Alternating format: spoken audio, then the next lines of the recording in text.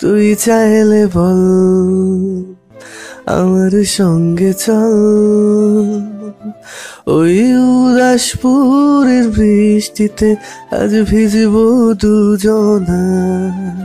নীলা আরো শক্ত করে আশফিকে জড়িয়ে ধরে দুপা আশফির কোমরে দিয়ে আশফির গলায় ঝুলে পড়ে। একটা মেয়ে এতক্ষণ ধরে শরীরের সাথে লেপ্টে আছে, এবার আশফির কেমন কেমন লাগতে শুরু করলো। তানবীর হাসতে হাসতে মাটিতে গড়াগড়ি খাচ্ছে আর বলছে, উফ কি রোমান্টিক দৃশ্য, আশফি চালিয়ে যা। আশফি ওভাবেই নীলাকে নিয়ে হাঁটতে শুরু করলো। ভয়ে নীলা চোখ বন্ধ করে আছে। আশফি তীরে চলে এসেছে। নীলা এখনো গলা ধরে আশফির গায়ের সাথে লেপ্টে আছে। দুজনেরই ভেজা শরীর। নীলা এবার আস্তে আস্তে চোখ খুলে চোখ ঘুরে চারদিকে দেখে নিয়ে আশফির দিকে তাকালো। আশফির ভেজা চুল থেকে টপ টপ করে পানি ঝরছে, সারা মুখেও ফোঁটা ফোঁটা পানি লেগে রয়েছে।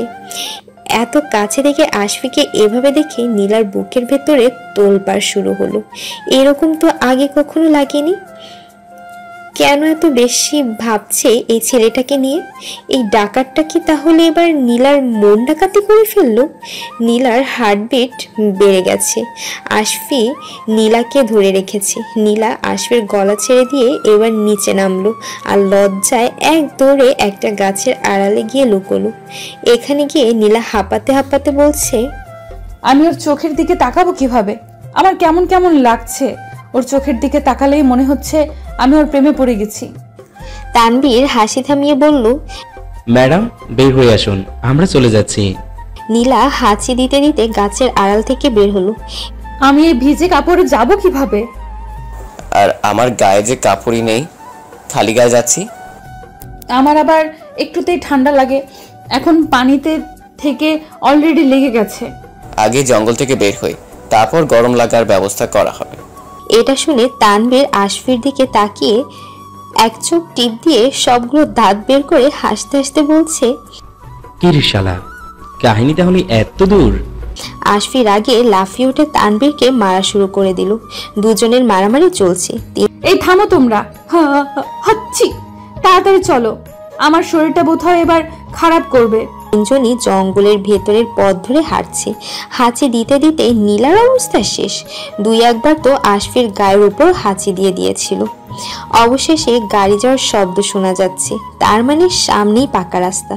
রাস্তায় এসে যে কোনো একটা গাড়িতে ওঠার জন্য তিনজনই দাঁড়িয়ে আছে।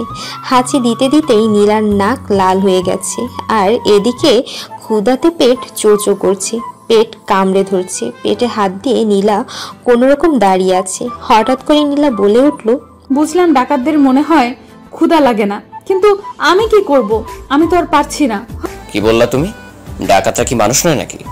আমারও ভীষণ ক্ষুধা লেগেছে, কিন্তু তাই বলে এখনো উইক হয়ে যায়নি, দম আছে। দেখতে পাচ্ছ না আমি অসুস্থ? আর কিছুক্ষণ এভাবে থাকলে হয়তো মাথা ঘুরে পড়েই যাব। এটা বলতে বলতেই আর সেকেন্ডও না যেতেই নীলা অচেতন হয়ে গেল। নীলা মাটিতে পড়ে যাচ্ছে, তখন তানবীর ওকে ধরতে যাবে, তার আগে আশফি ওকে ধরে ফেললো। তানবীর আশফির দিকে তাকিয়ে বলছে, নে এবার ঠেলা সামলা। আশফি নীলাকে কোলে নিয়ে দাঁড়িয়ে আছে। তখনই একটা মাইক্রো এদিকে আসতেই তানবীর হাত ইশারা করে সেটা থামালো। মাইক্রোর কাজ সরিয়ে ওর ভেতর থেকে মাথায় টুপি আর পাঞ্জাবি পরা একজন বয়স্ক লোক বলছেন, কারা তোমরা? এভাবে দাঁড়িয়ে আছো কেন? আশফি নীলাকে কোলে নিয়েই মাইক্রোর সামনে এগিয়ে গেল। খুব বিপদে পড়েছি আঙ্কেল। পরশুদিন আমরা ট্রেনে যাওয়ার সময় ট্রেনে ডাকাত আক্রমণ করে, আর তখন ট্রেন থেকে নেমে জঙ্গলের ভিতরে গিয়ে লুকিয়ে পড়ি এবং তারপরই পথ হারিয়ে ফেলি। অনেক কষ্টে আমরা বেরিয়ে এসেছি, আর দেখুন এই মেয়েটি অসুস্থ হয়ে পড়েছে। যদি শহর অবধি একটু পৌঁছে দিতেন আমাদের। পাঞ্জাবি পরা লোকটি ওদের দিকে তাকিয়ে পা থেকে মাথা পর্যন্ত দেখে নিয়ে বলছে, আহারে কি অবস্থা হয়েছে ছেলে মেয়েগুলোর। হ্যাঁ, ট্রেন ডাকাতের কথা আমি শুনেছি তো। এই অঞ্চলে ডাকাতিগুলো খুবই উৎপাত করে। এসো এসো, তাড়াতাড়ি গাড়িতে উঠে পড়ো। ওরা গাড়িতে উঠে পড়লো। গাড়ি চলতে শুরু করে। লোকটি আবারও বলছে, শহরে গিয়ে কোথায় নামবে? এখানকার কোনো কিছু চেনো? আজ্ঞা না আঙ্কেল, আমরা কিভাবে চিনবো? আমরা তো আমাদের গন্তব্য যাচ্ছিলাম। পথের মধ্যে ট্রেন ডাকাতি হয়ে যত বিপদ হলো, এখন টাকা পয়সাও সাথে নেই কিছু। এটা বলে আশফি মনে মনে বলছে, চিনি না মানে? এই এলাকা আমার খুব ভালো করে চেনা, কতবার যে ডাকাতি করেছি তার হিসেব নেই। তোমরা বরং আজ আমার বাড়িতেই উঠো, মেয়েটা সুস্থ হলে তারপরেই যেও। আমি আব্দুল লতিফ, এই শহরে নিজস্ব 2টা বাড়ি আছে, অনেক জমি জমা আছে, বলতে গেলে আল্লাহ অনেক দিয়েছে। এতই দিয়েছে যে এত ধন সম্পদ রাখার জায়গা নেই। এই কথা শোনার সাথে সাথে আশফি আর তানভীর একে অপরের দিকে তাকিয়ে একটা শয়তানি হাসি দিল। তানভীর আস্তে করে বলছে, এই তো দেখছি মেঘনা চাইতে জল, এবার একটা বড় ধার মারা যাবে। কুল ম্যান, কৌশলে কাজ সারতে হবে, এখন অভিনয় চালিয়ে যা। কি তোমাদের কোনো অসুবিধা আছে আমার বাড়িতে যেতে? আশফি হাসতে হাসতে বলছে, না না আঙ্কেল, কিসের অসুবিধা? কোনো অসুবিধা নেই, বরং আমাদের তো আরো সুবিধাই হয়। নীলার চেতনা আসছে আর চোখ খুলে বলছে, পানি খাবো, আমি পানি খাবো। লোকটা একটা বোতল নীলার দিকে এগিয়ে দিয়ে বলছে, এই যে মা, পানি খেয়ে নাও।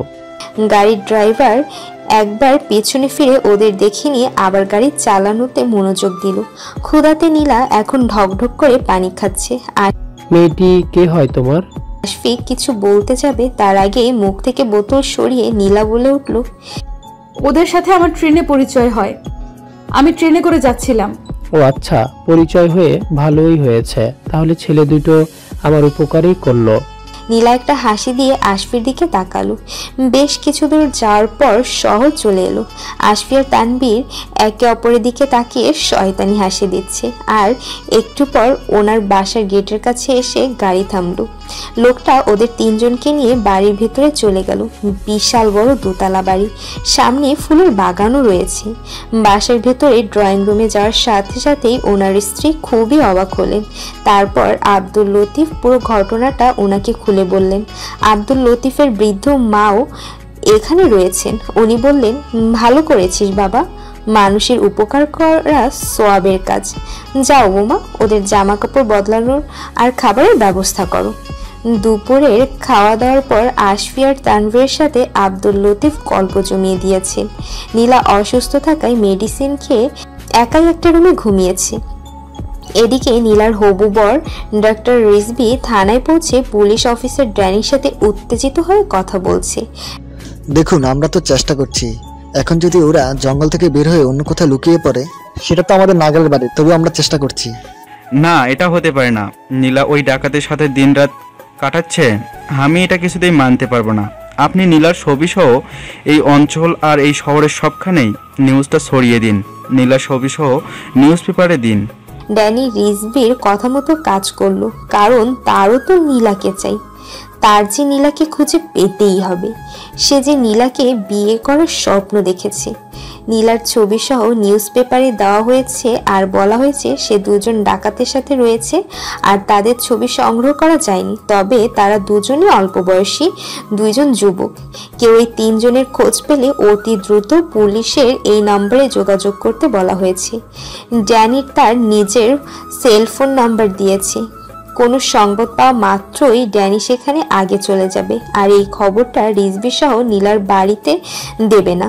নীলার ছবি হাতে নিয়ে ড্যানি কল্পনার রাজ্যে তার ভালোবাসার সাগরে ডুব দিল। রিজভিও বসে নেই। সে পুলিশের আশায় না থেকে এই শহরের সব জায়গায় নীলার ছবি দিয়ে ওয়ান্টেড লিখে প্রচার করছে। এই পেপারটাও কাল সকালে নিউজ পেপারের সাথে চলে যাবে। রিজভি তার সেলফোন নাম্বার আর নীলার বাড়ির ফোন নাম্বার দিয়েছে। এমন সময় নীলার বান্ধবী প্রেমার খোঁজে তার পরিবার থানায় এসে হাজির হয়, কিন্তু তারা এখানে এসে জানতে পারলো প্রেমা সহ তার বান্ধবী লাবণ্য এখান থেকে পালিয়েছে। প্রেমার বাড়ির লোকজন উত্তেজিত হয়ে বলছে, কেমন পুলিশ আপনারা, এভাবে থানা থেকে 2টো মেয়ে উধাও হয়ে গেল। ব্যাপারটা পুলিশের উপরে লেভেলে চলে গেল। ড্যানির উপর সেখান থেকে চাপ আসতে শুরু করলো। ড্যানি তো নীলার চিন্তায় বিভোর হয়ে ওদের উপর তেমন নজরই রাখতে পারেনি, যার কারণে ওরা পালানোর সুযোগ পেয়েছে। লাবণ্যের বাড়ির লোকেরাও লাবণ্যের খোঁজ পেয়ে এখানে চলে এলো। এসেই মাথা গরম করে তারাও ড্যানির বিরুদ্ধে উপর লেভেলের কাছে নালিশ করে।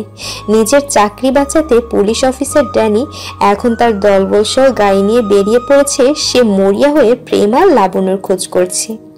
রাতে খাওয়া দাওয়ার পর আব্দুল লতিফ আবারও আশফি আর তানভীরের সাথে গল্প জমিয়ে দিয়েছেন। গল্প করার মানুষ পেলেই উনি গল্প করতে বসেন। আশফি আর তানভীরকে উনি খুবই পছন্দ করেছেন। আব্দুল লতিফ গল্পে মেতে উঠে হাসতে হাসতে বলছেন, আজকাল তো তোমাদের মতো ভদ্র ছেলে পাওয়াই যায় না। সত্যি খুব ভদ্র তোমরা, আমাদের বাড়িতে থাকবে। আশফিও হাসতে হাসতে বলছে, কে বলেন আঙ্কেল, আমাদের বাড়ি ফিরতে হবে না, আর যে কাজটা করতে এসেছি সেই কাজটাও তো করতে হবে। আব্দুল লতিফ হো হো করে হেসে উঠে বলছেন, এইটুকু ছেলে এখন এই কাজ নিয়ে এত সিরিয়াস। সে যাই হোক, কালও তোমরা এই বাড়িতে থাকবে। বাড়িটা কেমন ফাঁকা ফাঁকা, গল্প করার মানুষ নেই। তানভীর মনে মনে বলছে, আঙ্কেল, কাজটা কি সেটা তো আর জানেন না। কাজটা হলো আপনার এই বাড়িতেই ডাকাতি করে তারপর চম্পট দেওয়া। কারণ এখন আমাদের হাতে টাকা পয়সা কিচ্ছু নেই। গল্প করবেন আঙ্কেল? তো করুন না। গল্প করার মাধ্যমে আব্দুল লতিফ তার ব্যক্তিগত সবকিছুই বলে ফেলল। তার জমি জমা, কোথায় কত টাকা আছে, কোন ব্যাংকে কত টাকা রেখেছেন, বাড়িতে কত টাকা ক্যাশ রাখেন, কত টাকা, এত টাকা খাবে কে, এসব নিয়েই গল্প করছেন। এগুলো শুনে তো আশফিয়া তানভীর হাসতে হাসতে ওনার কথার সাথে তাল মেলাচ্ছে। মোট কথা ইতিমধ্যে উনি ওনার সব কিছুই তাদেরকে বলে ফেলেছেন। দুই মেয়েকে বিয়ে দিয়েছি, একজন আমেরিকায় আর একজন সিঙ্গাপুর থাকে। আর আমার ছোট ভাই, তারও অনেক টাকা পয়সা, সেও বউসহ আমেরিকাতে থাকে। আব্দুল লতিফের স্ত্রী এসে বলছেন, হয়েছে অনেক গল্প, রাত তো কম হয়নি। এবার ছেলে দুটোকে একটু বিশ্রাম নিতে দাও। ওরা ঘুমাবে না নাকি? কি ধকল গেছে ওদের উপর। মেয়েটাকে শুইয়ে দিয়ে এসেছি, এবার ওদেরকেও শুতে বলো। আরে সমস্যা নেই আঙ্কেল, আমরা কাল সকালে আবার গল্প করব। রাত প্রায় 1টা বাজে। নীলা এক রুমে একাই ঘুমাচ্ছে। আব্দুল লতিফ আর ওনার স্ত্রী এক রুমে, আর ওনার বৃদ্ধ মা পাশের আরেক রুমে। অন্যদিকে আশফি আর তানভীর দুজনেই এক রুমে রয়েছে। ওরা দুজন এখনো ঘুমায়নি। কাল কিভাবে প্ল্যান করে এই বাড়ি থেকে সবকিছু হাতিয়ে চম্পট দিবে সেই আলোচনাই করছে দুজন। হঠাৎ কারেন্ট চলে যাওয়ায় নীলার ঘুম ভেঙে গেল, কিন্তু 1 মিনিট পরেই কারেন্ট চলে এলো। তখন ভয় পেয়ে নীলার রুম থেকে বের হয়ে আশফিদের রুমে এখানে আসতেই ওদের প্ল্যানের কথা শুনতে পায়।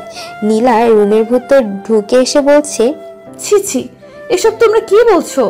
যারা আমাদের উপকার করলো, এত খাতির যত্ন করছে, আর তাদের বাড়িতে ডাকাতি করবে? চুপ, তুমি যাও গিয়ে শুয়ে পড়ো। ডাকাতের কাজই হলো ডাকাতি করা। এত বড় সুযোগ আমরা হাতছাড়া করবো নাকি? তুমি চুপ করো, আর এসব বাদ দাও, বুঝলে? অনেক রাত হয়েছে, যাও গিয়ে ঘুমাও। একা একা ঘুমাতে আমার ভয় করছে। তুমি একটু আমার সাথে ওই রুমে এসো না প্লিজ। আমি যেতে পারবো না। আমাদের দুইজনকে এক রুমে দেখলে অন্য কিছু ভাবতে পারে। আমি তানভীরের সাথে আছি, তুমি যাও প্লিজ। তাহলে আমার কি হবে? আমার তো একা ভয় লাগছে। তোমাকে তখন কে বলতে বলেছিল আমাদের ট্রেনে পরিচয় হয়েছে? এখন একাই থাকো। দুইজন হাজব্যান্ড ওয়াইফ বলবে না হয় এক রুমে থাকা যেত, কিন্তু এখন আর সেটা হবে না। তুমি আগেই বলে ফেলেছো। ওনারা এখন এটা দেখলে খারাপ ভাববে, তখন আর আমাদের ভরসা করবে না, এবং আমাদের প্ল্যানটাও ভেস্তে যাবে। উনি কত ভদ্র ছেলে ভেবেছো আমাদের? ওনারা এখন ঘুমিয়ে পড়েছে, কেউ দেখবে না। সকালে ওনারা ওঠার আগেই চলে আসবে, প্লিজ। তুমি একটা ডাকাতকে রুমে নিয়ে যাচ্ছ। তুমি তো ভদ্র ডাকাত, তোমাকে ভরসা করাই যায়। তানভীর আশফিকে একটা ধাক্কা দিয়ে বলছে, আরে বেটা যা, আমি হলে তো নাচতে নাচতে চলে যেতাম।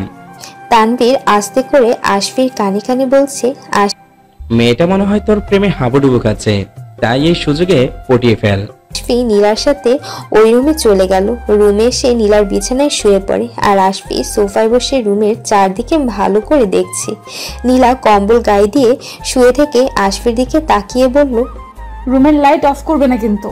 ক্লান্ত থাকায় আশফি সোফাতে বসে থাকতে থাকতেই ঘুমিয়ে যায়। সকালে অনেক বেলা হলেও ওদের ঘুম এখনো ভাঙেনি। আব্দুল লতিফের স্ত্রী সে রুমের দরজা নক করছেন। ঘুমের ঘরে আশফি উঠে এসে দরজা খুলে দিল। আশফিকে এই রুমে দেখবেন সেটা উনি আশাই করেননি। উনি একটা চিৎকার দিলেন। ওনার চিৎকারে আব্দুল লতিফ আর তার মা এবং বাড়ির কাজের লোক ছুটে এলো। চিৎকার দিয়ে আতঙ্কে ভয় পেয়ে বলছেন, ওগো, এটা তুমি কাদের বাড়িতে এনে তুলেছ? ছি ছি। আশফি ওদের বারবার বোঝানোর চেষ্টা করছে, কিন্তু আব্দুল লতিফের স্ত্রী আরমা কিছুতেই শুনছেন না। দেখুন, এরকম খারাপ কোনো ব্যাপারই নয়। আমি তো এই রুমে এসেছিলাম শুধুমাত্র একা থাকতে ভয় পাচ্ছিল বলে। এমন ভদ্রলোক এইরকম কাজ করতে পারে? নাউজুবিল্লাহ। আপনি ভুল ভাবছেন, আসলে তা নয়। আল্লাহ গো, শেষ পর্যন্ত আমার বাড়িতে এমন পাপ কাজ ঘটলো, আর তার আগে তুমি আমায় তুলে নিলে না কেন? সবার চেঁচামেচিতে এবার নীলার ঘুম ভেঙে যায়। বিছানা থেকে উঠে এসে ওদের সাথে আশফিকে দেখে মনে মনে ভাবছে, ওরা কি আশফিকে এই রুমে দেখে ফেলেছে? নীলার মুখ শুকিয়ে গেল। ওগো, পাড়া প্রতিবেশী জানাজানি হলে কি হবে ভেবেছ? ছি ছি, কাদের বাড়িতে এনে তুলেছ তুমি? এই পাপ তো আমাদেরও হয়ে গেল গো। আরে আপনারা এগুলো কি বলছেন? কিসের পাপ? বাবা লতিফ, এখনই বাড়িতে মৌলানাকে ডাকো আর বলো এই পাপ মোচনে কোনো ব্যবস্থা আছে কিনা। আমরা এই পাপ বইতে পারবো না।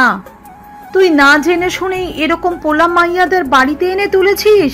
বাড়িতে মাওলানা সাহেব আসার পর সব শুনে তিনি বললেন, যেহেতু তারা অপরাধ করেই ফেলেছে, এখন সমাধান হলো এখনই এই বাড়িতে ওদের বিয়ে দিয়ে দিন, তাহলে আপনারাও এর বোঝা বইতে হবে না। এই কথা শুনে আশফি আর নীলা একে অপরের দিকে তাকিয়ে মুখ চাওয়াচাই করছে। তানবীর বলে ফেলল, আরে আপনার এই সামান্য বিষয়টা নিয়ে এত জটিল করছেন কেন? আমরা এক্ষুনি বাড়ি থেকে চলে যাচ্ছি, আর উপকার করার জন্য শুক্রিয়া। এসপি চল। এই না না, সেটি হচ্ছে না। তোমরা তো চলে যাবে, কিন্তু আমরা পাপের ভাগীদার হয়ে থাকবো নাকি? যেতে হলে বিয়ে করেই যাবে। আজব তো। হ্যাঁ, ঠিকই বলেছে। আমার বাড়িতে এসে অকাজ করবে আর আমরা দোষী হয়ে থাকব, তা তো আর হবে না। বিয়ে করতেই হবে, না হলে আমি এক্ষুনি বাড়িতে পুলিশ ডাকছি। না, পুলিশ ডাকবেন না প্লিজ। তানবীর কানে কানে আশফিকে বলছে, এখন কি করবি? বিয়ে করবি? আর তো কোনো উপায়ও দেখছি না। এখন পুলিশের হাতে পড়লে তো বড় রকমের ফেঁসে যাব। এমনিতেই তো আগে থেকেই কেস হয়ে আছে। পুলিশ আমাদের মরিয়া হয়ে খুঁজে বেড়াচ্ছে। নীলাও মনে মনে ভাবছে, কিছুতেই পুলিশের হাতে ধরা পড়া যাবে না। তাহলে বাড়িতে নিয়ে গিয়ে এবার রিজবির সাথে বিয়ে দিয়েই দিবে। এর চেয়ে বরং আশফিকে বিয়ে করে নি। ইস, আশফির সাথে রোমাঞ্চকর দিন তো ভালোই কাটছে। কিরকম একটা অ্যাডভেঞ্চার মনে হচ্ছে। উফ, এরকম তো হলিউড মুভিতে দেখি। আমাদের পেছনে পুলিশ আর ভিলেন ডাকাতগুলো তাড়া করে বেড়াচ্ছে, আর আমরা তাদের নাকের ডগা দিয়েই পালিয়ে বেড়াচ্ছি। আমার মডেল হওয়ার আগেই বাস্তবে এরকম একটা মুভি করা হয়ে যাবে। আমি তো ভাবতেই পারছি না। আর আমার তো সব সময় আশফির সাথেই থাকতে ইচ্ছে করে, মনে হয় প্রেমে পড়েছি। আশফি নীলার দিকে তাকিয়ে দেখলো নীলা মুচকি মুচকি হাসছে। হঠাৎ করে নীলা বলে ফেললো, আমার তো কোনো সমস্যা নেই, আমি বিয়ে করতে রাজি। এই তো মাইয়া সুবুদ্ধি হয়েছে। নীলার কথা শুনে আশফির চোখ কপালে উঠে গেল। নীলা মনে মনে ভাবছে, ইস, আমার মনটা কেমন উড়ু উড়ু করছে। আশফিকে এত ভালো লাগছে কেন আমার? আশফিও আর কিছু না ভেবে বিয়েতে হ্যাঁ বলে দিল। দুপুরের দিকে বাসায় কাজী আসার পর বিয়েটা হয়ে যায়। তানবীর চিল্লিয়ে বলছে, তাহলে আর কি, আপনার বাড়িতে ফরজ কাজ বিয়েটা দিলেন, তো এখন জমিয়ে খাওয়া দাওয়া হবে, তাই না? এরপর আব্দুল লতিফ বাড়িতে বিশাল খাওয়া দাওয়ার আয়োজন করে। মাওলানা আর কাজীও এই দাওয়াতে সামিল হলো। আব্দুল লতিফের আনন্দ এখন দেখে কে। উনি যেন এই বিয়েটা দিতে পেরে খুবই খুশি। উনি আশফি, নীলার, তানবীর তিনজনকে সাথে নিয়ে তার ফোনে একটা সেলফি তুললেন। সেলফিতে তিনজনই হাসি মুখে রয়েছে। ড্রয়িং রুমে এখন আড্ডা জমে উঠেছে। আশফি আর তানবীরের আবারও শয়তানি হাসি দিচ্ছে। ওদের মাথার ভেতর এখন কুবুদ্ধি চলছে। এভাবে গল্পগুজব করতে করতে সন্ধ্যা হয়ে গেল। এদিকে নীলার বাবার হার্টের অপারেশন সাকসেসফুল হয়েছে। ওনার চেতনা আসতে আবারও কয়েক ঘন্টা দেরি হবে। ওনাকে দেখতে নীলার মামা সহ বাড়ির সকলেই হাসপাতালে গিয়েছে। সবাই এখন অপেক্ষা করছে ওনার চেতনা আসার। আর এমনিতেই তো নীলার কোনো খোঁজ না পাওয়ায় সবাই চিহ্নিত। এখন সময় সন্ধ্যা 7টা। আব্দুল লতিফ ড্রয়িং রুমে একাই বসে নিউজ পেপার পড়ছিলেন। উনি 1 কাপ চায়ের জন্য ওনার স্ত্রীকে ডাকলেন, কিন্তু ওনার স্ত্রীর কোনো সাড়া শব্দ করলো না। এরপর কাজের লোক এসে ওনাকে চা দিয়ে গেল। উনি চা হাতে নিয়ে নিউজ পেপার পড়তে পড়তেই হাতকে উঠলেন। পেপারে নীলার ছবি সহ 2জন অল্প বয়সী ডাকাতের পুলিশের হাত থেকে পালানোর কথা বলা হয়েছে। পুরো নিউজটা পড়ে আব্দুল লতিফের মাথা ঘুরে উঠল। ওনার হাত পা এখন কাঁপছে। নিউজ পেপারের ভেতরে আরো একটি ছোট্ট পেপার রয়েছে, যেখানে নীলার ছবি সহ সন্ধান চাই লেখা। মেয়েটি তার বাড়িতে বিয়ের আসর থেকে পালিয়েছে। আব্দুল লতিফ এবার ভয়ে জমে গেলেন। তবে কি উনি ওই ডাকাত দুটো আর পালিয়ে আসা মেয়েটাকে তার বাড়িতে এনে তুলেছেন? সর্বনাশ! কোনোভাবে সোফা থেকে উঠলেন। ভয়ে ভালোভাবে দাঁড়াতেও পারছেন না, পা কাঁপছে ওনার। বুকে হাত দিয়ে বেডরুমের দিকে এগিয়ে গেলেন। বেডরুমের ভেতরে গিয়ে দেখলেন আশফি, তানভীর কেউই রুমে নেই। এবার পাশের বেডরুমে গিয়ে দেখলেন রুম ফাঁকা, নীলা নামের মেয়েটিও নেই। উনি আরো ভয় পেয়ে গেলেন। নাড়ার মতো আর কোনো শক্তি নেই। কোনোভাবে খুঁড়িয়ে খুঁড়িয়ে নিজেদের বেডরুমের কাছে এসে দাঁড়ালেন। রুমের দরজা ভেতর থেকে বন্ধ। উনি দরজা নক করছেন, কিন্তু ভেতর থেকে কোনো সাড়া শব্দ আসছে না। এবার কাজের লোককে ডেকে দরজা ভাঙার ব্যবস্থা করলেন। টেনশনে ওনার প্রেশার বেড়ে গেছে। দরজা ভাঙার পর উনি যা দেখতে পেলেন তা দেখার জন্য উনি একদমই প্রস্তুত ছিলেন না। মেঝের মধ্যে ওনার স্ত্রী হাত পার মুখ বাঁধা অবস্থায় বসে রয়েছে, আর ওনার মাও বিছানার উপর হাত পা আর মুখ বাঁধা অবস্থায় বসা। রুমের জিনিসপত্র লন্ডভন্ড, আর আলমারি খোলা এবং তার ড্রয়ারগুলো সব খোলা। রুমে একটি বক্স ছিল, সেটাও খোলা। আব্দুল লতিফ তাড়াতাড়ি গিয়ে ওনার স্ত্রী আর মায়ের হাতের বাঁধনগুলো খুলে দিলেন। মুখের বাঁধন খুলে দিতে ওনারা দুজনই হাঁপাতে থাকে। রুমের ভেতরে কাজের লোক দৌড়ে এসে বলছে, সারা বাড়ি খুঁজতে আইলাম, পোলা মাইয়াগুলো কোথাও নেই। আব্দুল লতিফ খেয়াল করলো রুমের জানালার কাঁচ ভাঙা। ওনার স্ত্রী ভয়ে হাঁপাতে হাঁপাতে বলছেন, ওরা পালিয়েছে, এই রুমের জানালা দিয়েই পালিয়েছে। তার আগে আমাদের আলমারি থেকে সব টাকা পয়সা আর গহনাগুলো নিয়েছে, বাক্সটাও বাদ দেয়নি। এখানে জমানো গহনাগুলো নিয়ে গেছে। আমি আর আমার মা এই রুমে বসে গল্প করছিলাম, হঠাৎ 3 জন রুমে এসে দরজা লাগিয়ে দিয়ে আমাদের মুখ আর হাত পা বেঁধে ফেললো। তারপর চাবি খুঁজে বের করে সব হাতিয়ে নেয়। আব্দুল লতিফ মাথায় হাত দিয়ে বসে পড়লেন। ওনার মা পাশে এসে দাঁড়িয়ে বলল, ওরা কারা ছিল? চোর ডাকাত? আব্দুল লতিফ একটু আগে নিউজ পেপারের পড়া খবরটা ওনাদের খুলে বললেন। আল্লাহ গো আল্লাহ, এ কি সর্বনাশ হয়ে গেল গো! হারামজাদাগুলো এর মন ভদ্রভাবে আইসা বাড়ি থেকে সব ডাকাতি করে লইয়া গেল গো। এক্ষুনি ওই পুলিশের নাম্বারে খবর দিতে হবে, আর ওই মেয়েটির বাড়িতে লোকের নাম্বারও। আব্দুল লতিফ পুলিশ অফিসার ড্যানির কাছে আর নীলার হবু বর ডাক্তার রিজভির কাছে ফোন দিয়ে এই খবরটা জানিয়ে দিলেন। কিছুক্ষণের মধ্যেই পুলিশ অফিসার ড্যানি এই বাড়িতে এসে উপস্থিত হয়, আর একটু পরেই রিজভিও এখানে চলে আসলো। আব্দুল লতিফ এই বাড়ি থেকে ওদের ডাকাতি করে পালানোর কথা পুলিশকে সব খুলে বলল, এবং দুপুরে ওদের সাথে তোলা সেলফিটাও দেখালেন। বললেন এদেরকেই কাল বাড়িতে এনে তুলেছিলেন। ছবি দেখে পুলিশ অফিসার ড্যানি আর রিজভি বুঝতে পারলো এটা নীলাই ছিল, আর পাশের 2 জন ছেলে হয়তো সেই ডাকাত দুটোই হবে। ড্যানি এই ছবিটা নিজের ফোনে সংরক্ষণ করে নিল। রিজভিও ওদের 3 জনের সাথে তোলা আব্দুল লতিফের এই সেলফি ছবি নিজের ফোনে নিয়ে নেয়। রিজভি উত্তেজিত হয়ে আব্দুল লতিফকে বলছে, আপনি কি জানেন এই 2 জনের মধ্যে কোন ছেলেটার সাথে নীলার একটু বেশি ঘনিষ্ঠতা রয়েছে? আপনি কি বুঝতে পেরেছেন? রিজভি আর ড্যানি দুজনেই একসাথে বড় একটা ধাক্কা খেলো। বিয়ে দিয়েছেন মানে? ওই মেয়েটা তো আমার হবু বউ, বিয়ের আসর থেকে পালিয়ে এসেছে। বাসা বাড়িতে এসে অকাজ করবে? ছিছি, রাতে এক রুমে ছিল, তাই বিয়ে দিব না তো কি করব? পুলিশ অফিসার ড্যানি এবার খেপে গিয়ে চেঁচিয়ে বলল, আপনি কেন বিয়ে দিলেন? আমাদের একবার জানাতে পারতেন। তখন কি আমরা জানতাম ছেলে দুটো ডাকাত হবে আর মেয়েটি বাড়ি থেকে পালিয়ে এসেছে? আমি মাওলানা আর কাজীটিকে বিয়ে দিয়েছি, সব প্রমাণ ওদের আছে। নীলাকে ডাকাতের সাথে বিয়ে দিতে আমি আপনাকে আর ওই মানানা আর কাজীকে গ্রেপ্তার করাবো। নীলাকে বিয়ে দিবেন কেন আপনারা? কেন মারাত্মক অপরাধ করেছেন আপনারা, এই সাজা আপনারা পাবেন। এটা কেমন কথা? বাড়ি ডাকাতি হলো আমার, আর আমাদের গ্রেপ্তার করে থানায় নিয়ে যাচ্ছেন? ইন্সপেক্টর, ওদের নিয়ে যাও, আর ওই মাওলানা আর কাজিনকে ধরে নিয়ে গিয়ে হাজতে। রিজবি নীলার চাচার কাছে ফোন দিল। নীলার চাচা এখন নীলার বাবার কেবিনে। এখানে নীলার পরিবারের অনেকেই রয়েছে। নীলার বাবার এখন চেতনা আসছে। রিজবি নীলার ডাকাতের সাথে বিয়ে হওয়ার ঘটনাটা নীলার চাচাকে বলল। ওই সময় নীলার বাবার চেতনা আসায় তিনি চোখ খুলেই এটা শুনতে পেলেন। কি, আমার মামুনি ওই ডাকাতটাকে বিয়ে করেছে? আহ! চোখ খুলেই নীলার বাবা এটা শোনার সাথে সাথেই আবারও চেতনা হারালেন। এদিকে রাতের বেলা শহরের ঝলমলে লাল নীল আলোয় আশফি, নীলা আর তানভীর তিনজনই হাসতে হাসতে রাস্তা দিয়ে হাঁটছে। নীলা তো একেবারে আশফির প্রেমে মজে গেছে।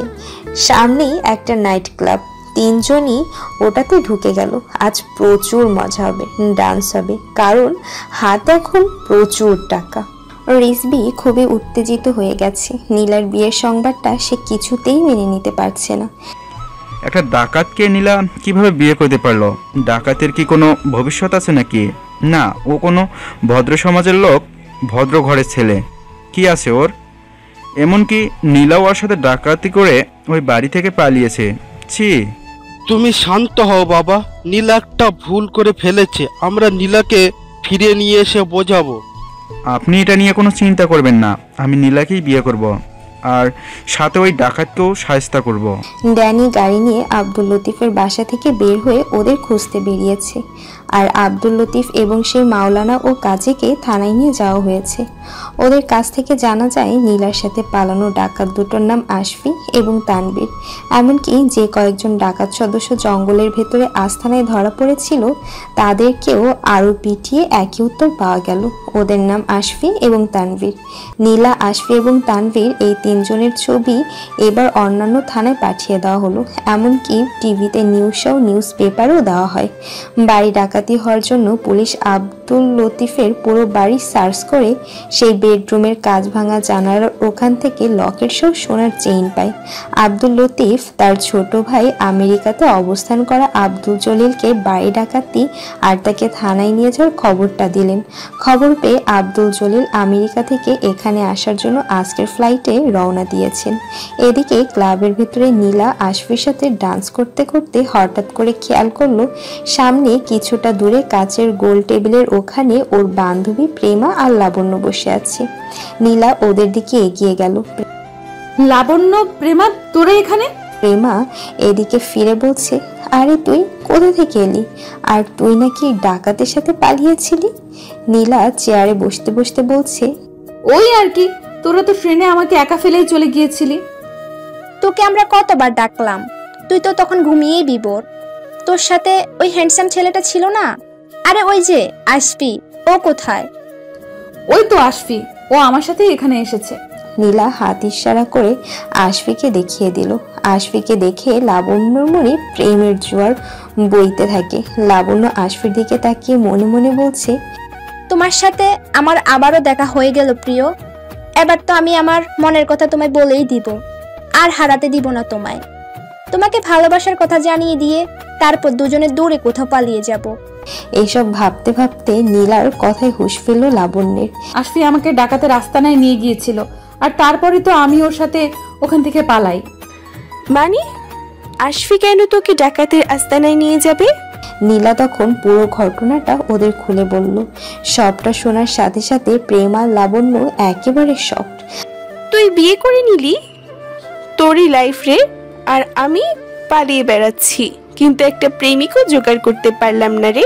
ধ্যাত, আশফির সাথে নীলার বিয়ের কথা শুনে লাবণ্যর হাসি মুখটা নিমিষেই কালো হয়ে গেল। চোখ মুখের অবস্থা দেখে মনে হচ্ছে এখনই কেঁদে ফেলবে। হঠাৎ করে লাবণ্যের সবকিছু বিরক্ত লাগতে শুরু করে। প্রেম আর নীলার কোনো কথাই তার কানে যাচ্ছে না, সে শুধু এই বিষয়টা নিয়েই ভাবছে। হঠাৎ করে লাবণ্য বলে ফেলল, নীলা, আশফি যদি তোকে ছেড়ে চলে যায়, আজ আছে কাল যদি আর না থাকে, হাজার হলেও সে তো একজন ডাকাত। তুই বিয়ে করে ভুল করেছিস। বিয়ে করার জন্য কি আর কোনো ছেলে পেলি না? তুই কি ওর সাথে সংসার করবি ভেবেছিস? ডাকাতদের কি বিয়ে সংসারে মন থাকে? ও তো আর জন্ম থেকে ডাকাত নয়।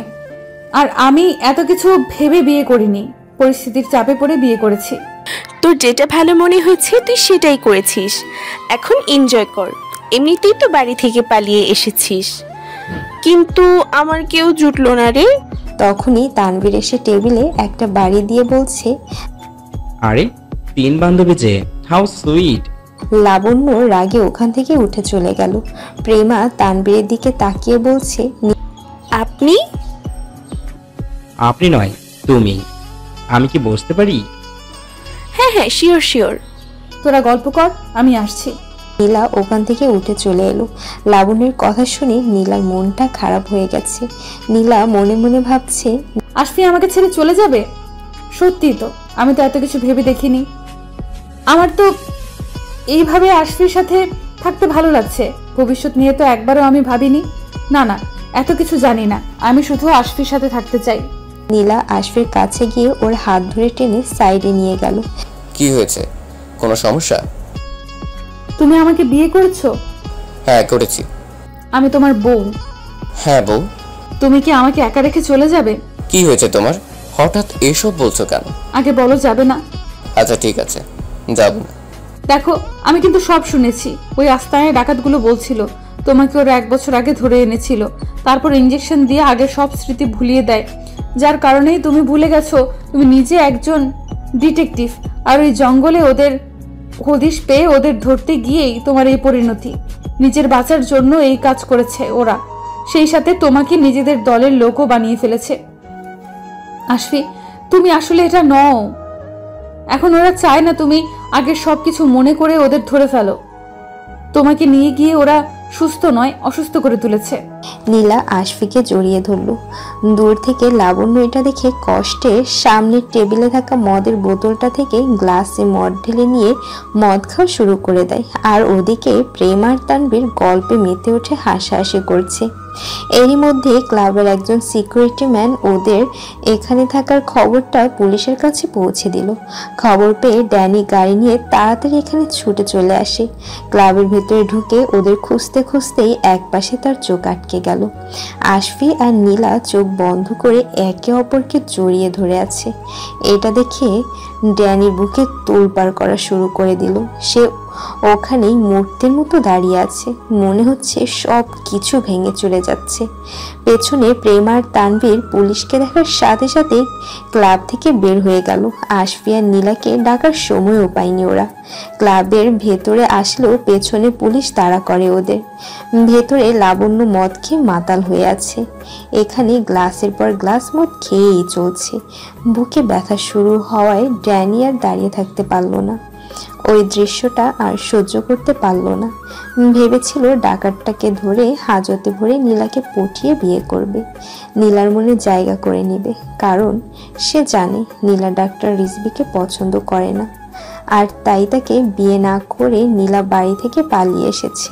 সে নীলাকে লুকিয়ে থাকতে সাহায্য করতে চেয়েছিল আর আস্তে আস্তে নীলার মন জয় করে নিতে চেয়েছিল।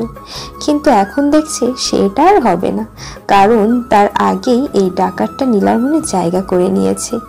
ড্যানি লাবণ্যর পাশে বসে মদের বোতল নিয়ে মদ খাওয়া শুরু করে দেয়। আজকের এই বিরহটা কাটাতে তাকে এটা করতেই হবে।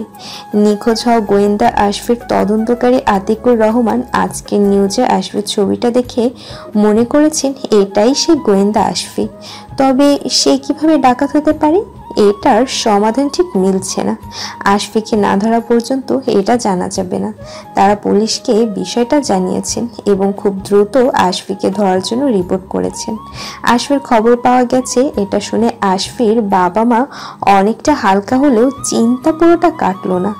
তাদের ছেলে কিভাবে ডাকাত হলো এবং বাড়ি ডাকাতের প্রমাণও পাওয়া গেছে। আশফির মা কান্না করতে করতে বলছেন, আমি বলছিলাম না ওই দিন আমাদের বাড়িতে ডাকাতি করতে আশফি এসেছিল। রাত প্রায় 1টা। এদিকে ডাকাত তানভীর রাস্তার জ্যামে আটকে পড়া দাঁড়ানো গাড়িগুলোকে ক্রস করে দৌড়াচ্ছে। ওর সাথে সাথে প্রেমাও দৌড়াচ্ছে। পেছনে পুলিশ তাড়া করেছে। এভাবে দৌড়াতে দৌড়াতে এক মোটরসাইকেলওয়ালাকে ধাক্কা মেরে তার মোটরসাইকেল থেকে তাকে ফেলে দিয়ে ওটাতে উঠে চম্পট দেয়। ওর সাথে প্রেমাও মোটরসাইকেলে উঠে পড়ল। কিছুক্ষণ পর তানভীর খেয়াল করলো তার গলার লকেট সহ সে প্রিয় সোনার চেইনটি নেই। আশফিয়া নীলাও পুলিশকে ফাঁকি দিয়ে ক্লাব থেকে বেরিয়ে ক্লাবের সামনে জ্যামে আটকে পড়া মোটরসাইকেলওয়ালাকে ধাক্কা দিয়ে ওটাতে উঠে পড়ল। খুব স্পিডে বাইক চলছে। নীলা আশফির কোমর ধরে আশফির গায়ের সাথে লিপ্টে আছে।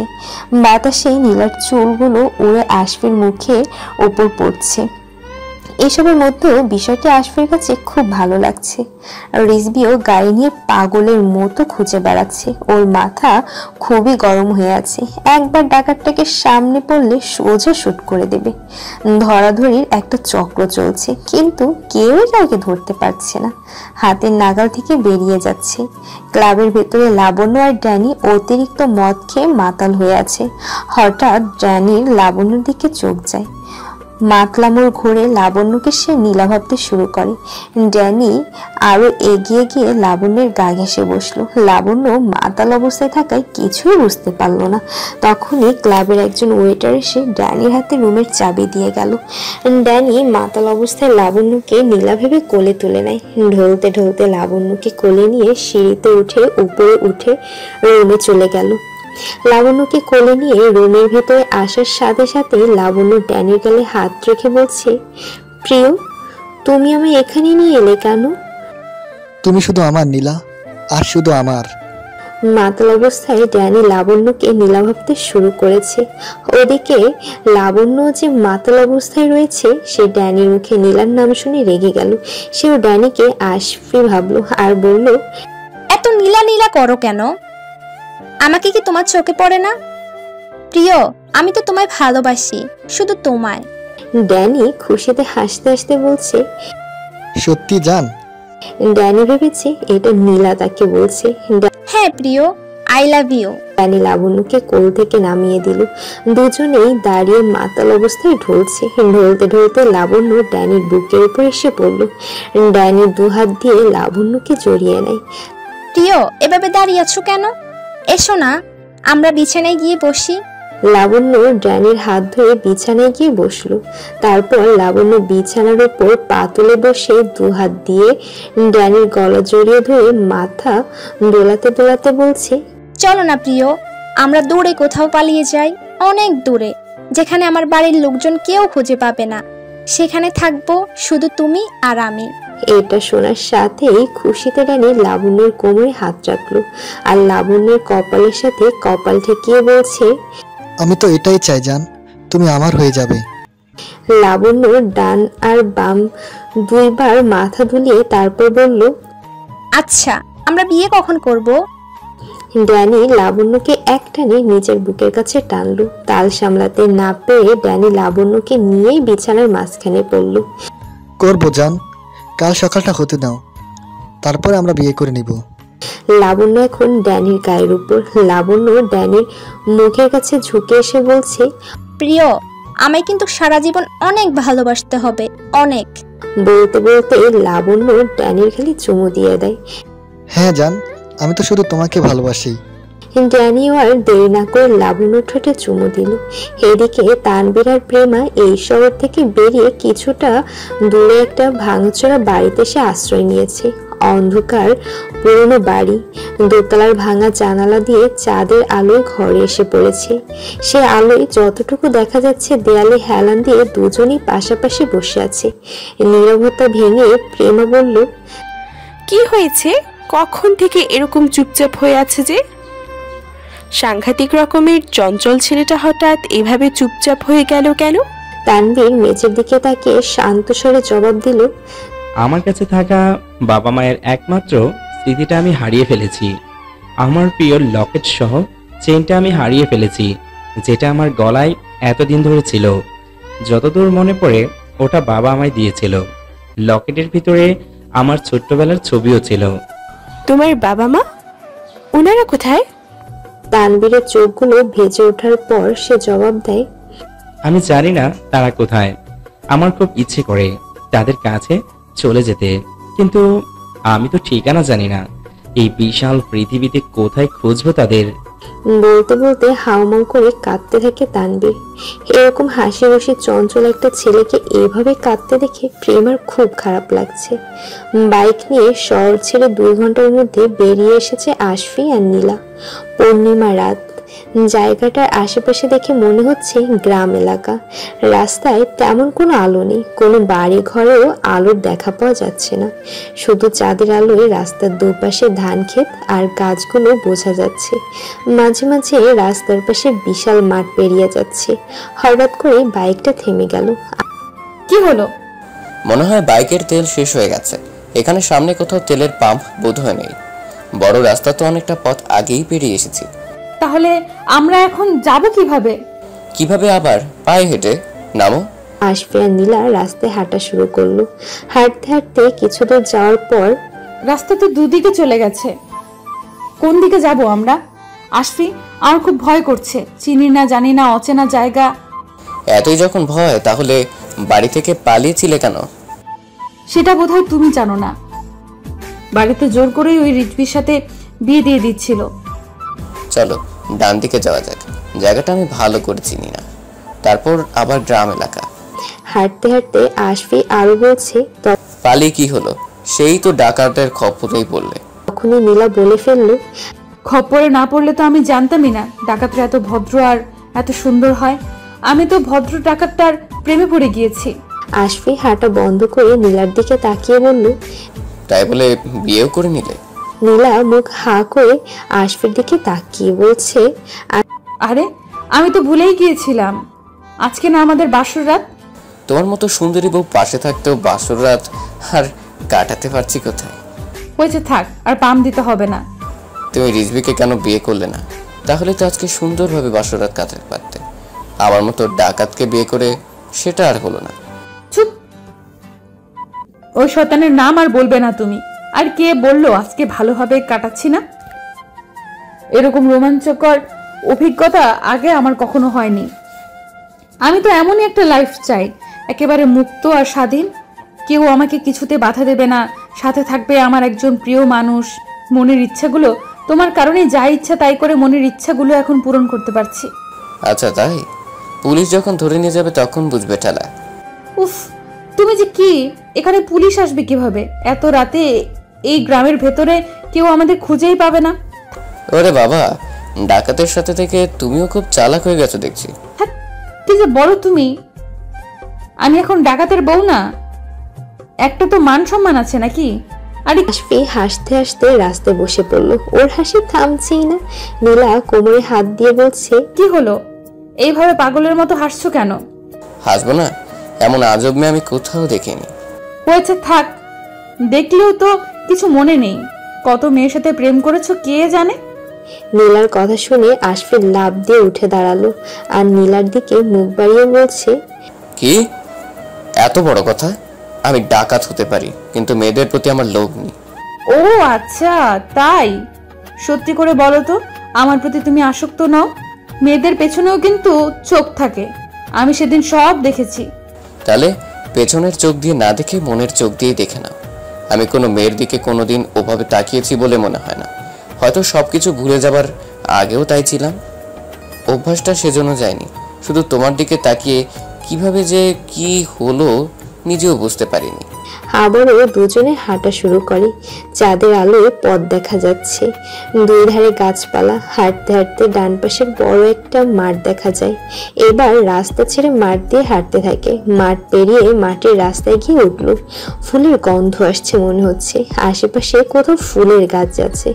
সামনে এগোতেই ছোট্ট বড় সারিবদ্ধ গাছ দেখা গেল। আমের মুকুলের ঘ্রাণ পাওয়া যাচ্ছে। হয়তো ওটা আমের বাগান হবে। চলো না ওইদিকে যাই।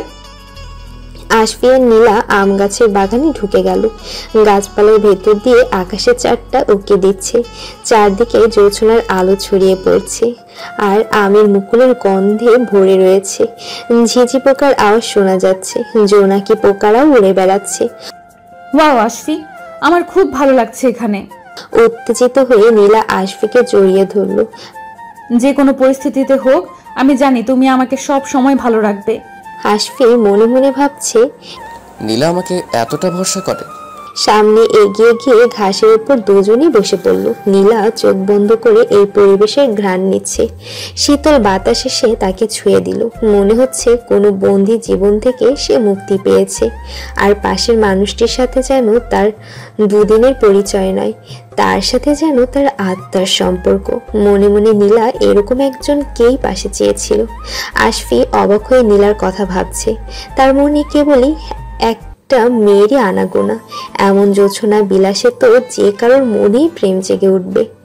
এতদিন আশফি একাকিত্বটা অনুভব করত, কিন্তু এখন আর সেরকম কিছু মনে হচ্ছে না। তানভীর ছাড়াও এখন তার কেউ আছে যে তাকে ভরসা করছে।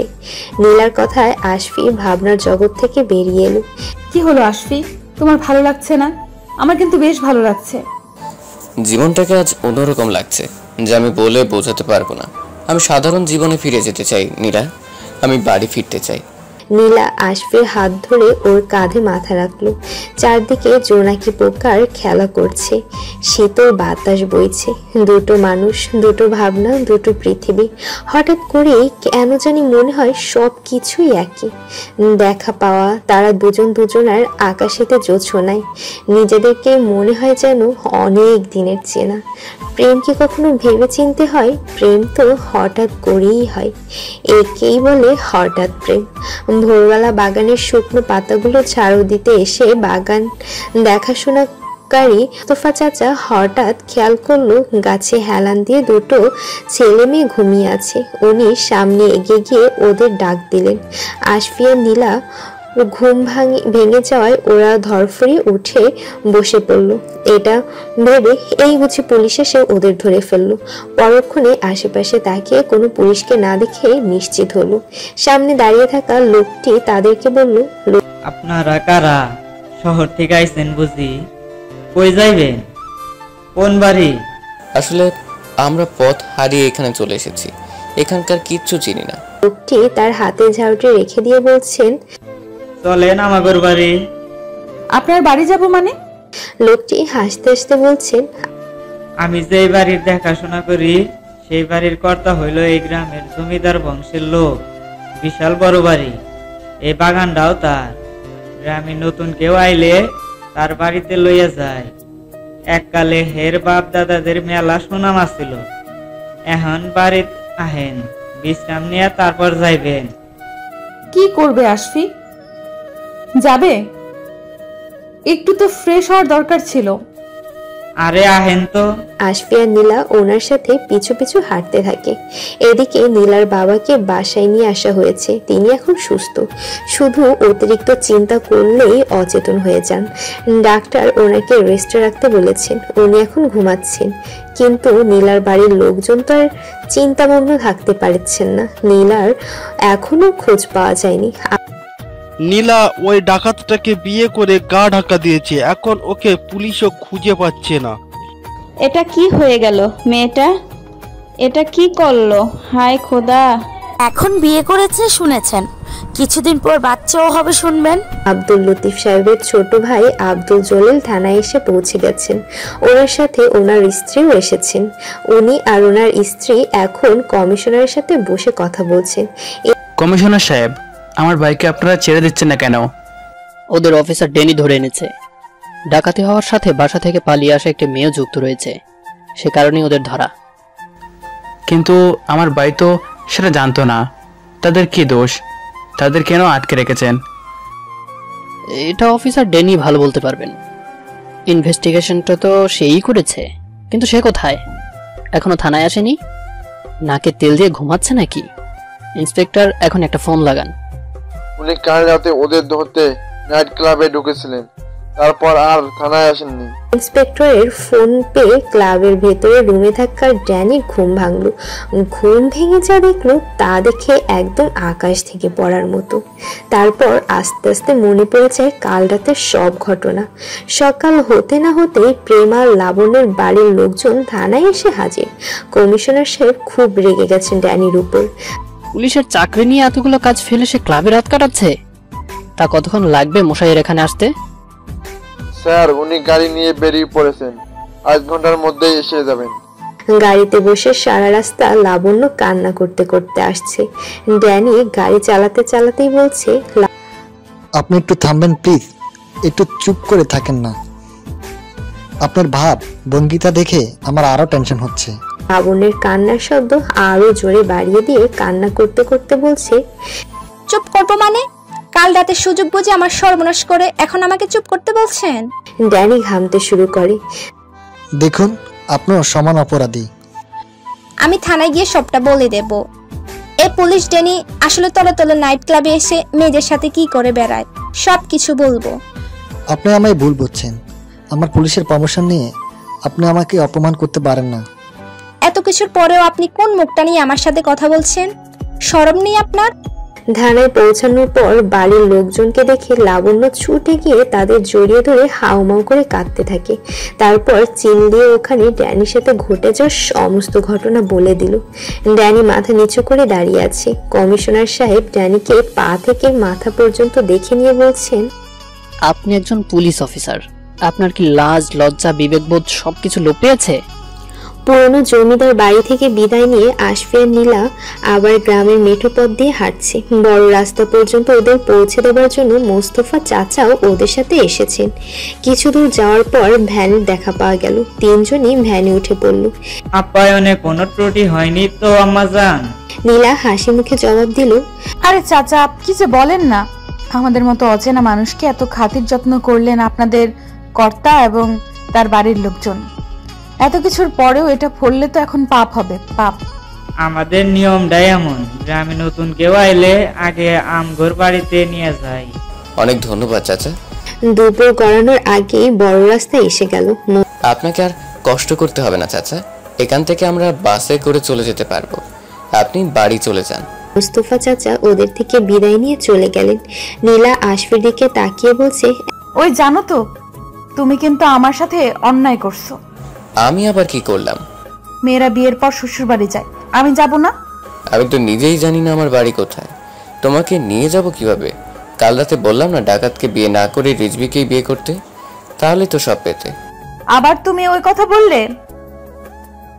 এই বারবার তুমি রিজবির কথা তুলো কেন? হ্যাঁ কেন বলো? জানো না ওর কথা শুনতে আমার ভালো লাগে না? তুমি তো বললে তোমার শ্বশুর বাড়ি যাওয়ার শখ হচ্ছে, কিন্তু আমি তো নিজেই জানি না তোমার সেই শ্বশুর বাড়ি মানে আমার বাড়িটা কোথায়। চুপ, জানি না বলে কি জানার চেষ্টাও করবে না? সারা জীবন কি এইভাবেই থাকবো নাকি?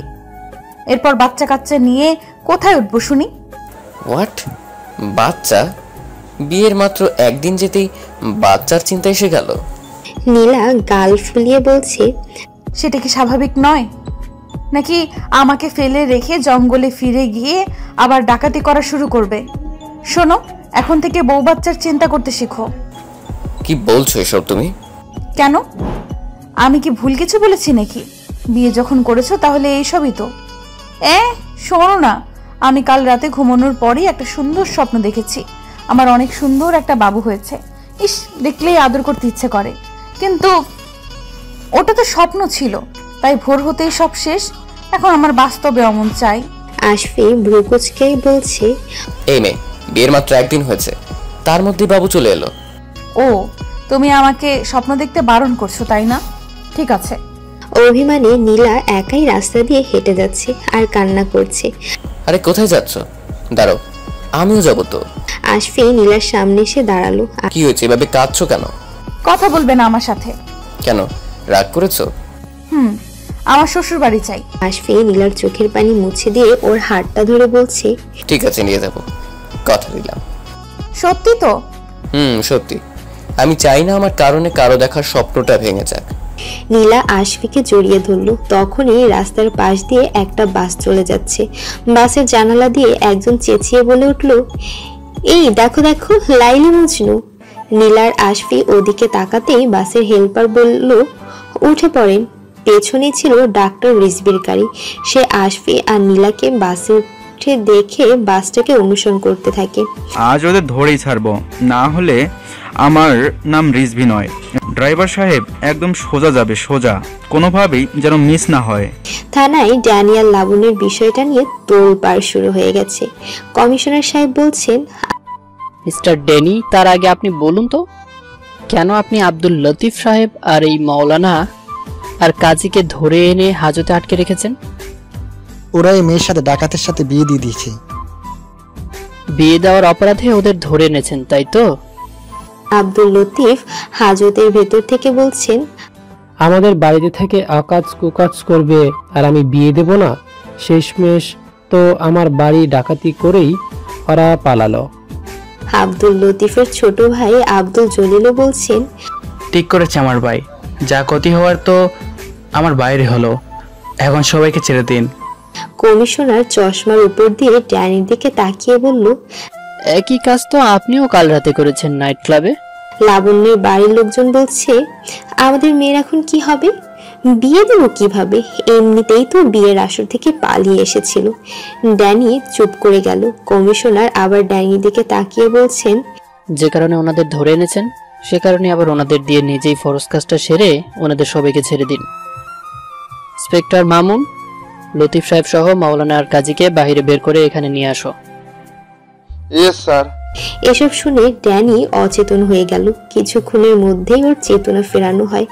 ড্যানি সামনে তাকিয়ে দেখলো চেয়ারে বসে সেই মাওলানা আর কাজী ওর দিকে তাকিয়ে সবগুলো দাঁত বের করে হাসছে। মিস্টার ডেনি, পুলিশের মান রাখতে চাইলে আর নাটক না করে ভালো ভালো বিয়েটা করে ফেলুন, না হলে আপনিই বিপদে পড়বেন। চাপে পড়ে ড্যানি লাবণ্যকে থানাতেই বিয়ে করলো। লাবণ্যকে দেখে এখন মনে হচ্ছে না সে এই বিয়ে নিয়ে অখুশি, এবং ড্যানিকে পেয়ে তার ভালোই হয়েছে, তাই সে চুপচাপ বিয়েটা সেরে নিল। বিয়ের পর কমিশনার সাহেব হাসতে হাসতে লাবণ্যের বাবাকে বলল, কি মশাই, মেয়ে ফিরে পেয়েছেন তো? শুধু মেয়ে নয়, মেয়ের সাথে মেয়ের জামাইকেও পেলেন। এখন বাড়িতে নিয়ে গিয়ে ধুমধাম করে বিয়ের আয়োজন করুন। লাবণ্যর বাবা হো হো করে হেসে উঠল। প্রেমার বাড়ির লোকজন বলছে, কিন্তু আমাদের মেয়ে, সে কোথায় গেল? তাকে কাল রাতে নাইট ক্লাবে দেখা গিয়েছিল, কিন্তু সে ডাকাত তানবীরের সাথে পালিয়েছে। স্যার, ইনভেস্টিগেশন করে আব্দুল লতিফ সাহেবের বাড়ির বেডরুম এর জানালার কাছে লকেট সহ এই সোনার চেনটা পাওয়া গেছে। আব্দুল লতিফের ছোট ভাই আব্দুল জলিল চেইনটা দেখার সাথে সাথেই কি মনে করে যেন ওটা ভালো করে লক্ষ্য করছেন। তানভীর নামটা শুনে আব্দুল জলিল এবার উঠে দাঁড়িয়ে বলছেন, আমি কি চেনটা একটু দেখতে পারি? ইন্সপেক্টর চেইনটা ওনার হাতে দিলেন। আব্দুল জলিল লকেটটা সহ সোনার চেইনটা ভালো করে দেখছেন, সাথে ওনার স্ত্রীও খুব ছটফট করা শুরু করছেন। আমাদের এটা একটু ভালো করে দেখতে দিন, মনে হচ্ছে এটা সেই চেন। তুমি কি নিশ্চিত? এরকম তো আরো কেউ বানাতে পারে, তাই না? আমেরিকা থাকতে এই মোটা চেইনের গায়ে নকশাটা আমি নিজে দিয়েছিলাম, যেমনটা আমাদের তানবীর এঁকে দিয়েছিল। লকেটের নকশাটাও তো সেই মনে হচ্ছে। আব্দুল জলিল এবার লকেটটা খুলে ফেললেন। লকেটের ভেতরে দুই পাশে তার ছেলের ছোটবেলার ছবি দেখে অবাক হয়ে গেলেন। ওনার স্ত্রী উত্তেজিত হয়ে বলছেন, এটা তো আমাদের তানভীরের ছবি। তাহলে যার গলায় এটা ছিল ওই ছেলেটাই কি আমাদের তানভীর? মানে ডাকাতের গলার চেন নিয়ে এসব কি বলছেন আপনারা? আমার ছেলে তানভীর ছোট থাকতে হারিয়ে গিয়েছে। যখন আমরা আমেরিকা থেকে ওকে নিয়ে প্রথমবারের মতো আমরা আমার এই ভাইয়ের বাসায় বেড়াতে এসেছিলাম, কিন্তু পথের মধ্যে ডাকাতের আক্রমণে আমাদের থেকে ওরা সব কিছু নিয়ে যায়। বাঁচার জন্য এদিক ওদিক ছোটাছুটি করার কারণে ছেলেটা আমার ওই দিনই হারিয়ে গেছে। পরে অনেক খুঁজে তার খোঁজ পাওয়া যায়নি।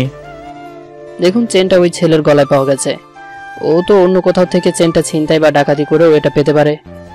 কিন্তু ওই ছেলের নামও তো আমার ছেলের সাথে মিলে যাচ্ছে। ড্যানি তানভীরের ছবিটা আব্দুল জলিলকে দেখালো।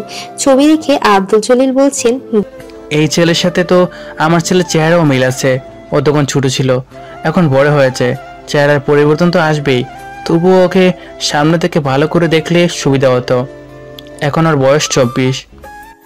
তানভীরকে ধরা পড়তেই হবে, তখন দেখে নিন আমি তোর ছেলেকে ছোটবেলায় দেখিনি, তাই ওর সম্পর্কে কোনো আইডিয়াও নিতে পারছি না। বলতে বলতে ড্যানির ফোনে রিংটং বাজতে শুরু করে। ড্যানি ফোন রিসিভ করলো। কি সুপারস, ওদের ফলো করুন, আমি এক্ষুনি আসছি। ড্যানির পেছনে পেছনে ফিরে লাবণ্যর দিকে তাকিয়ে বলছে, আপনি বাড়ি চলে যান, রাত্রে আপনার সঙ্গে দেখা হবে। আমি ম্যাম ড্যাডকে নিয়ে আপনাদের বাড়িতে চলে আসবো। ড্যানি গাড়ি নিয়ে বেরিয়ে পড়ল। নীলার চাচা ফোনে কথা বলছেন।